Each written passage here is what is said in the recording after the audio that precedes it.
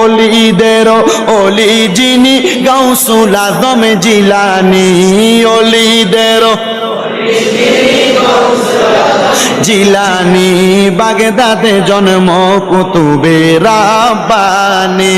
বলেন বাগদাদে জন্ম কুতুবে, বংশ তোমার হাসান হুসাইনি, তুমি হইলা মা ফাতেমার নয়নের মণি। বলেন বংশ তোমার হাসান হুসাইন, আইরে তুমি হইলা মা ফাতেমার নয়নের মণি। দয়ার নজর করো আমায় ও গো গাউসে সামদানি, দয়ার নজর করো ও গো গাউসে সামদানি। বাগদাদে জন্ম কুতুবে রব্বানী, বলেন বাগদাদে জন্ম কুতুবে। তোমার কাঁধে নবীজির কদম, সব ওলিদের কাঁধে তুমি গাউসের কদম। সুবহানাল্লাহ।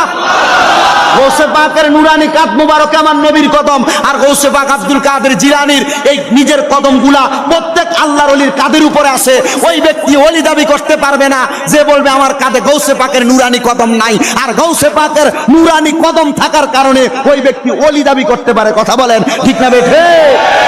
আর ওই গৌসে পাকের নুরানি কদম আমাদের প্রত্যেকের পীর মাশায়েখের কাঁধে আছে বিদায় আমরা আজকে এই সওদাগর বাড়ির মাহফিলে ফাতিহা ইয়াজদাহুম শিরোনামে মাহফিল করি। কথা বলেন ঠিক না বেঠে?